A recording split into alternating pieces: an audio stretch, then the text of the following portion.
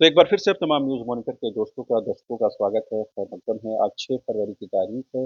गुरुवार का दिन है, जुमेरात का दिन है, लिहाज़ा बहुत सारी खबरें हैं। इन तमाम खबरों की चर्चा करेंगे लेकिन बेहद कम समय में। तो सबसे पहले बात करते हैं बंगाल बिज़नेस समिट की, जिसमें झारखंड के मुख्यमंत्री हेमंत सोरेन भी शामिल हुए। इस दौरान उन्होंने मौजूद देश-विदेश के तमाम उद्यमियों को संबोधित किया और कहा कि झारखंड में निवेश की व्यापक संभावनाएँ हैं। झारखंड देश का 40 फ़ीसद जो है खनिज संपदाओं से भरा हुआ राज्य है।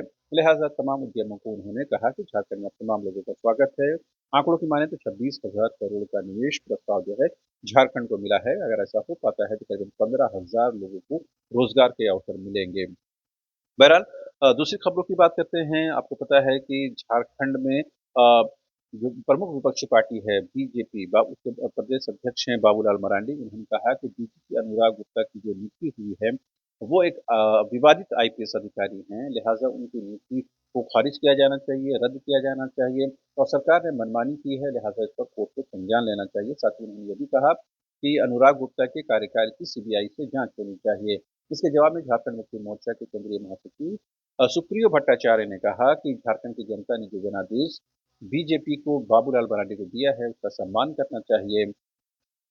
झारखंड की जनता ने हेमंत सोरेन को जनादेश दिया है सत्ता चलाने के लिए, लिहाजा हेमंत सोरेन कैबिनेट ने ये डिसीजन लिया है। नई नियमावली के तहत ये डिसीजन हुआ है। इसमें तमाम प्रावधानों का उल्लेख किया गया है। लिहाजा बाबूलाल मरांडी को इसमें तकलीफ नहीं होनी चाहिए। उन्होंने कहा कि बीजेपी शासित राज्यों में भी ऐसा ही होता है। हालांकि बाबूलाल मरांडी जो है इस पर जानबूझकर राजनीति करने की कोशिश कर रहे हैं। उन्होंने कहा कि झारखंड की जनता ने बाबूलाल और उनकी पार्टी को विपक्ष में बैठने का जनादेश दिया है, लिहाजा उसका वो सम्मान करें।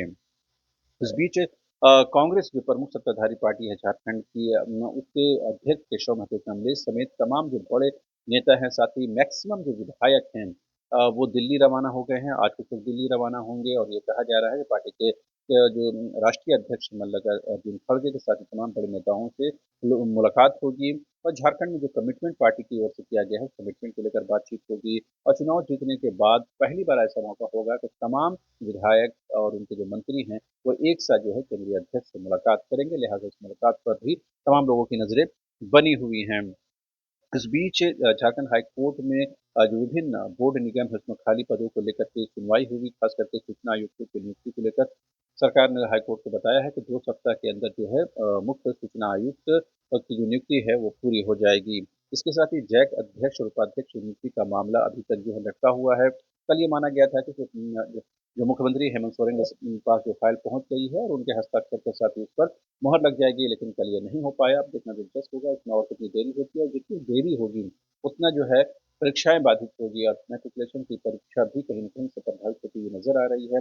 8th और 9th बोर्ड की परीक्षा पहले ही स्थगित की जा चुकी है।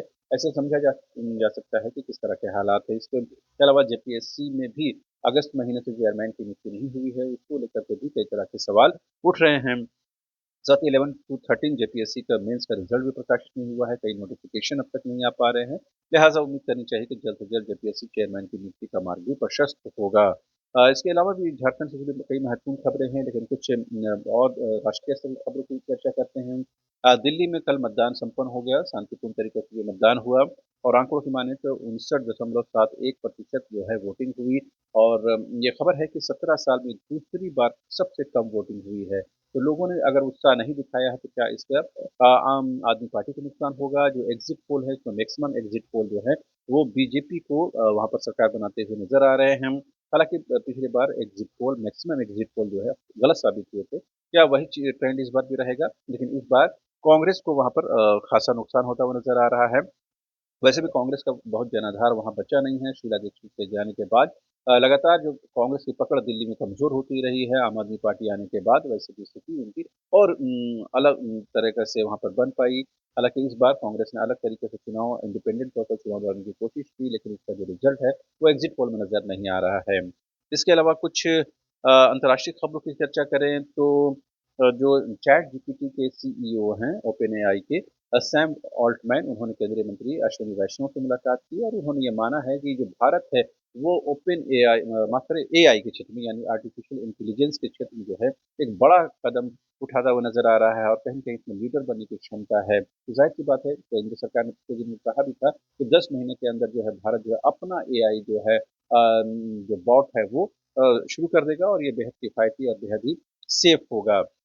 इस बीच में सैम ऑल्टमैन का दिल्ली आना और केंद्रीय मंत्री से मिलना और भारत की तारीफ करना कहीं न कहीं ये बताता है कि जो भारत की जो ऊर्जा है, भारत की जो कैपेसिटी है उसको कहीं न कहीं अंतर्राष्ट्रीय स्तर पर ये मान्यता मिली है, ख़ास करके एआई के क्षेत्र में।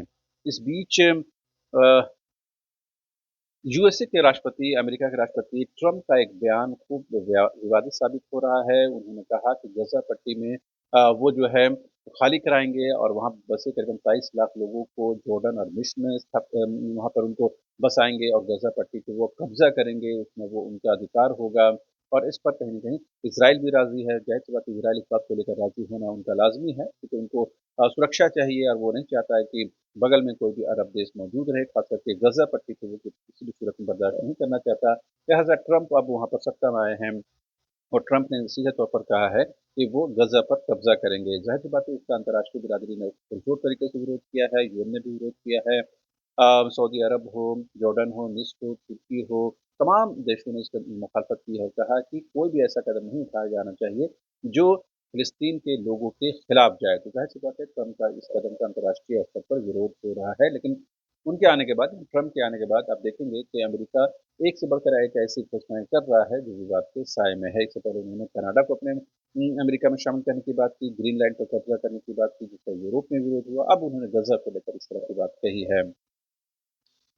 इस बीच झार इस बीच एक महत्वपूर्ण खबर ये भी है जो देश से जुड़ी हुई है। कल प्रधानमंत्री नरेंद्र मोदी ने जो है संगम में डुबकी लगाई और इस दौरान सुरक्षा के चाक चौबंद व्यवस्था की गई थी। हालाँकि वहाँ पर जो पीछे जो स्टैम्पेड हुआ उसके आंकड़ों को लेकर भी सवाल उठे हैं। बहरहाल कल प्रधानमंत्री की डुबकी की तमाम तस्वीरें तमाम सोशल मीडिया प्लेटफ़ॉर्म पर वायरल हुई। इस दौरान प्रधानमंत्री ने कहा कि ये एक दिव्य अनुभव उनके लिए रहा है और वो बिल्कुल कहीं न कहीं इस बात के लिए इंतज़ार कर रहे थे कि कब ये उनको मौका मिलेगा, लिहाज़ा उन्होंने अनुभव का स्वीकार किया और ये बताने की कोशिश की कि जो संगम में डुबकी लगाने के बाद वो कहीं न कहीं जो है इस बात का इंतज़ार भी कर रहे थे और करोड़ों लोगों ने अब तक जो है संगम में डुबकी लगाई है। अगर एक घटना को छोड़ दें, तो अभी तक स्थिति कहीं कमोबेश आप कह सकते हैं कि बेहतर रही है। इसके अलावा बहुत सारी खबरें हैं झारखंड को लेकर के, देश दुनिया को लेकर के, इन तमाम खबरों पर हमारी नज़र रहेगी, लेकिन अभी के लिए इतना ही। और तमाम दर्शकों से एक रिक्वेस्ट है कि ऐसी खबरों को प्रचारित प्रसारित करें, चैनल को सब्सक्राइब करें, कमेंट करें, लाइक करें, शेयर करें और जो भी कमेंट करे वो सिर्फ भाषा में करें। सभी के लिए इतना ही। आप तमाम दर्शकों का एक बार फिर से शुक्रिया। Thank you so much.